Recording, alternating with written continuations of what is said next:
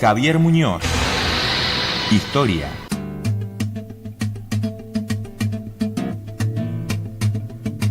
Bien, como todos los jueves a esta hora saludamos al profesor Javier Muñoz. ¿Cómo está usted? Muy bien, buenos días. Muy bien. ¿Lo ha atendido bien la producción? La producción se esmera muchísimo para que este programa salga no al hace aire. De género, nada acá, ¿no? Todo. No, la verdad que no conmigo todavía. Con usted todavía, bueno, por lo menos lo que usted se entera o que usted sabe. Claro. Muy bien. Seguimos desandando la historia argentina. Estuvo contándonos del peronismo, correcto, de su nacimiento, de su historia, y llegamos a una etapa clave en el país, sí, que tiene que ver con, usted me va a explicar por qué el nombre de Revolución Libertadora. Bien, la autodenominada Revolución Libertadora tiene un significado. Eso me gustó, la autodenominada. Siempre han tomado a partir de la Revolución Libertadora nombres que son claves y además van a formar parte de los ejes de pensamiento de ese momento. En el caso de la autodenominada Revolución Libertadora, adquiere su nombre producto de las sensaciones políticas, sociales y públicas, además, desde el 54 en adelante, que había tomado la dirigencia del gobierno peronista y en especial Perón. Recuerdo el discurso del 31 de agosto del año 55, en cuando Perón, estamos al final del gobierno, sí, ¿no? Se trata de la última etapa, y dice: por cada uno de los nuestros caerán 5 de ellos, repartiremos al hambre de parar para correr a los opositores, etcétera. Ya había tenido unos días antes unas otras palabras en la cual dijo: si quieren dar leña, empiecen ustedes, bueno, etcétera, etcétera. La idea de que el régimen político era un régimen que proscribía a la oposición, que la había dividido, que había tomado los medios de comunicación, caso de la prensa, como había mencionado, y se estatizó la prensa, se prohibió la circulación del diario La Nueva Provincia de Bahía Blanca. Esta sensación de la falta de libertad que tiene la gente, la prohibición de la marcha de Corpus Christi, algunos hechos por los cuales y además creo que es fundamental en esto, la quema de las iglesias, lo cual también se lo van las famosas 5 iglesias, sobre todo San Nicolás de Bari, que fue prendido, está en la calle Santa Fe en Buenos Aires, también fue prendido fuego, más la parte de la curia, donde están los archivos generales de la Nación, atribuido también esto a Perón, hace que esta revolución, que es encabezada por un nacionalista católico, junto con algunos miembros también y oficiales, van a llamarla Revolución Libertadora. Hay que liberarnos, o deben liberar a Argentina, de esto que algunos han llamado, todavía algunos historiadores de esa época lo llaman la segunda tiranía, siendo la de Rosas la primera, ¿no es cierto? Claro. Este es el nombre que va a adquirir la revolución, y yo le diría que esta revolución tiene dos etapas muy claras y muy definidas. La primera etapa es la etapa de Lonardi, que es una etapa muy breve, que va desde el 16 de septiembre hasta el 11 de noviembre, en el cual insisto mucho en esto. El general Eduardo Lonardi es un militar, había estado desarrollándose como director de escuela de artilleros, había participado como agregado en la embajada en Chile, con un tema desafortunado que había generado el agregado militar anterior, y que inclusive lo van a acusar de espía y otras cosas más, pero fundamentalmente se había mantenido prescindente respecto de esto, y había recibido la medalla, la que era la máxima condecoración, que era la máxima que se daba en ese momento, el gobierno de Perón, que era la medalla de la lealtad peronista, pero también había recibido el almirante Rojas, que se conocieron, claro, poco tiempo después. Respecto de esto, ya si bien había conservado el grado, el uniforme militar, Lonardi no tiene el mismo pensamiento político que tiene el otro ala de la Revolución Libertadora, que sería el ala liberal, y de hecho yo le diría Aramburu, Rojas. Sí, básicamente la línea está dividida en dos, ¿no? Aramburu es por un lado, que sería el ala dura, pero yo quería centrarme en este primer momento en un poquito más en Lonardi, en su actuación política, porque básicamente en este discurso que abre, con el cual va a abrir Lonardi lo que es el bando o la proclama, la tercera palabra que habla es el mantenimiento de la justicia social. Frente a esto, obviamente, acá hay un problema, porque si Perón es un nacionalista católico, pero además Perón es el creador del movimiento nacional justicialista y este peronismo, lo que está diciendo Lonardi es que no le parece mal lo que había hecho Perón, lo que se había hecho en materia de justicia social, lo que se había hecho en materia de soberanía política o de independencia económica, o en estos postulados del peronismo que en algún momento él había avalado también. Además, la Revolución Libertadora tiene una particularidad, y es que los altos mandos, siempre estoy hablando del momento del golpe, de la insurrección, los altos mandos de tanto la Fuerza Aérea, la Armada y el Ejército se mantenían fieles al gobierno. Y esto generó un problema, y que es un problema grave. Si son otros mandos los cuales van a optar por la opción del proceso revolucionario, desde un punto de vista, yo le diría, hasta católico. Recuerda que Perón fue excomulgado y esto generaba una legitimidad por la Constitución del 53 que decía que el presidente tenía que ser católico, apostólico y romano. Bueno, frente a esta suerte de problemas, las divisiones hacia abajo dentro del ejército, lo que eran las Fuerzas Armadas, eran dos, por lo menos, en el ejército entre sí, y de las fuerzas con distintas posiciones entre sí en lo que son los mandos medios y mandos inferiores. Y fundamentalmente en una dice, bueno, pero no tendremos un sargento como presidente, que era el caso del advenimiento de Batista en Cuba, que había sido sargento y pasó, bueno, a coronel. Pero esto es típico centroamericano. Frente a este dilema y a este discurso, que es un discurso de carácter conciliador, es el discurso que dice ni vencedores ni vencidos. Se adelantó a los tiempos, sí. entendiendo Lonardi que no se puede vivir en un país dividido, y que además el antiperonismo que se había generado era de una magnitud importante, pero además era un movimiento que es distinto. O sea, el antiperonismo en ese momento es la aglomeración de distintos pensamientos políticos, que esto va desde el comunismo hasta el liberalismo más extremo y hasta algunos grupos nacionalistas extremos también, lo cual hace que genere algunas condiciones para cuales algunos sectores de lo que es la clase media típica argentina y sectores medios no proletarizados adhieran también con su consenso y vitoreen el movimiento revolucionario. Yo recuerdo el Clarín de ese día, donde dice más de 1 millón de personas se congregaron en la Plaza de Mayo, y le digo que es una foto, la foto de la plaza está realmente es importante, significativa la cantidad de gente. Y además, algo curioso que dice el diario es: la noche ha quedado en el pasado.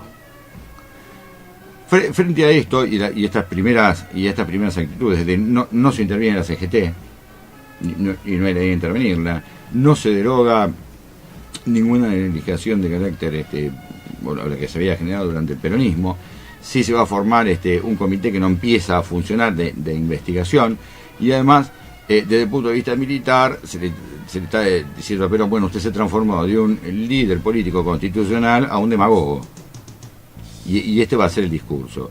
Frente a la presión que están generando los otros grupos liberales dentro de las Fuerzas Armadas, es que en este caso comandados por Aramburu y Rojas, que a la sazón es el vicepresidente Lonardi, a pedido de Lonardi, es que se va a producir el cambio el reemplazo de Lonardi en noviembre del año 55.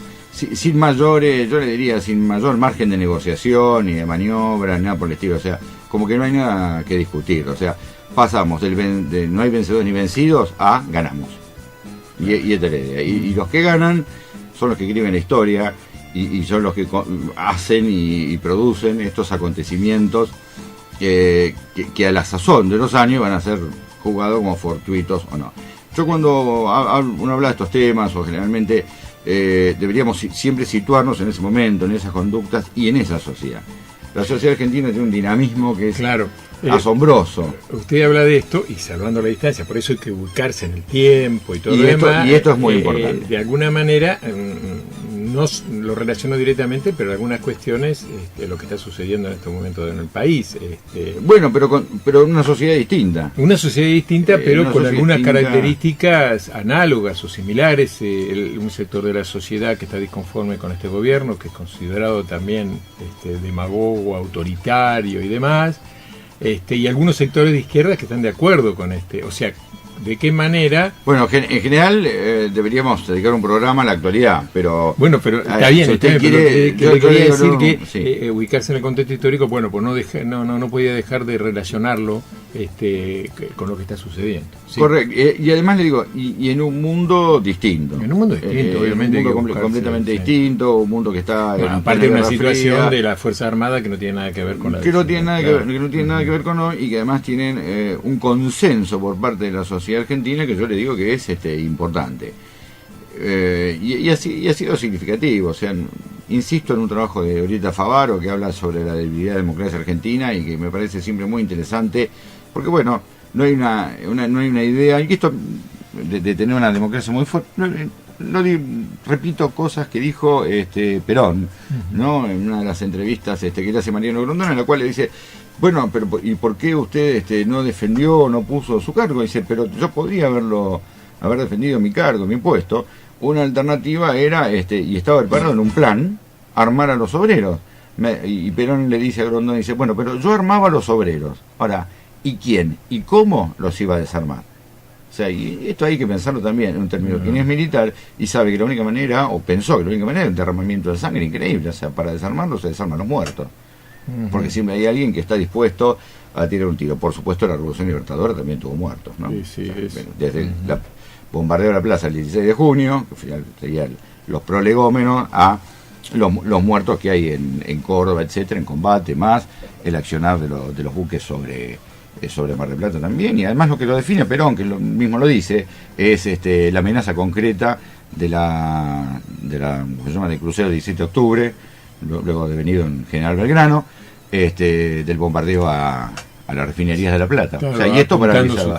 Sí, recuerdo uno de los capitanes que era Origot también, que se hizo puntería sobre el Mar del Plata, donde está los reservorios del combustible. Bien, pero frente a esto, y quien pregonaba en última instancia otros principios de unión, no podía haber aceptado. Con respecto al periodo que va de la ala ya más dura de la revolución, creo que hay dos hechos significativos. Uno es el retorno a la Constitución del 53, anulando el 49. También el otro va a ser el decreto 4161 del año 56, en el cual se va a anular el nombre de Perón, cualquier mención que se haga a los símbolos, a la marcha peronista, a la marcha Vita Capitana, a los bustos de Eva, de Perón, a los nombres, en provincias o en lo que fuera, una anunación de esto absoluto. Los diarios lo llamaban el tirano prófugo, no lo podían llamar de otra manera porque estaba prohibido, con una pena de hasta 6 años de cárcel y una multa bastante importante. ¿Quiénes se sienten herederos de esta revolución? Bueno, el radicalismo básicamente, que había estado o había sido perseguido, se siente heredero. Pero no es la política de Aramburu, sino la política de Aramburu es lograr primero es difícil gobernar poniéndose de un lado, o sea, de un lado solo es difícil y es conflictivo poder gobernar. Por eso esto abre 18 años casi de una espada de Damocles, que no está la principal figura, que es Perón en la Argentina, pero la construcción del mito se está haciendo desde afuera. Y esto obviamente genera algunos problemas bastante más graves. Con respecto al levantamiento que hacen Tanco y Valle, termina en el fusilamiento de Tanco, el fusilamiento de Valle, perdón, y de 30 gremialistas más de José León Suárez, en los cuales también lo que muestra un ala mucho más dura con respecto a lo que había sido anteriormente. Y por último, la salida constitucional, que es la constituyente, en la cual lo que gana es el voto en blanco, en realidad con el 24% de los votos, que fue lo que ordenó hacer Perón desde el exilio, va a mostrar todavía la idea de que los derechos sociales no se pueden perder y que están impuestos en el artículo 14 bis de la Constitución, con algo novedoso también, que no se había hecho en la reforma del 49, y que es el derecho a huelga. O sea, la vivienda digna, el salario mínimo vital y móvil, que recién se va a implementar en Argentina en el año 66, los derechos del trabajador, la protección de la familia, la protección del trabajo y el derecho a huelga están inmersos en esos derechos del artículo 14 bis. el andar de los tiempos, la adhesión a políticas nuevas, que es el Fondo Monetario Internacional, por ejemplo, la inserción de la Argentina hacia el mundo, producto que el mundo había cambiado, estamos en un mundo de Guerra Fría, este mundo más inmerso de posguerra, generó entonces las condiciones para la proscripción del peronismo y generó además un movimiento que se llamó, así como se llamó la Resistance en Francia, acá se llamó también la resistencia peronista, con un interlocutor válido que fue John William Coote, que fue un diputado reconocido del peronismo, con sus inicios que eran unos comunistas, entre comillas, digo, fue acusado por lo menos por Apol de haber sido comunista en sus inicios, y generó también una instancia de diálogo con alguien que piensa distinto dentro de lo que es la Unión Cívica y que había sido Frondizi, que piensa que el país, si no está integrado y si no se supera la antinomia peronistas y antiperonistas, no vamos a poder lograr este futuro o este destino de integración. Así vamos a llegar a las elecciones del año 58, en el cual va a ganar Frondizi. Este sería, le digo, lo que es la Revolución Libertadora y el comienzo de un problema que en Argentina se llamó la alternancia cívico-militar. Supongo que será el próximo tema. Exactamente. Bien, profesor, la historia la escriben los que ganan, decíamos, a veces. A veces, ¿sí? A veces, bueno, sí. ¿qué leemos? No solo para entender un proceso histórico respetando fechas, hechos y demás, sino también para hacernos de las distintas interpretaciones. Sí, me pareció siempre muy interesante. Un libro de Luis Ernesto Lonardi que se llama Dios es justo, en que plantea los términos en los cuales se hizo el movimiento revolucionario en esta por lo menos la primera etapa, de Roberto Chepare Borda, Crónica de tiempos difíciles, que me parece muy acertado, y Autoritarismo y Democracia, de Marcelo Cavarossi. Creo que son libros. Siempre recomiendo también la enciclopedia editorial, la historia argentina editorial sudamericana, que está divulgada, es reciente, es novedosa. Las personas que escribieron ahí son profesores universitarios también. Bien, muchas gracias. Muy amable. Nos encontramos el jueves. ¿Cómo no? Bien, siguiendo, recorriendo la historia argentina con el profesor Javier Muñoz.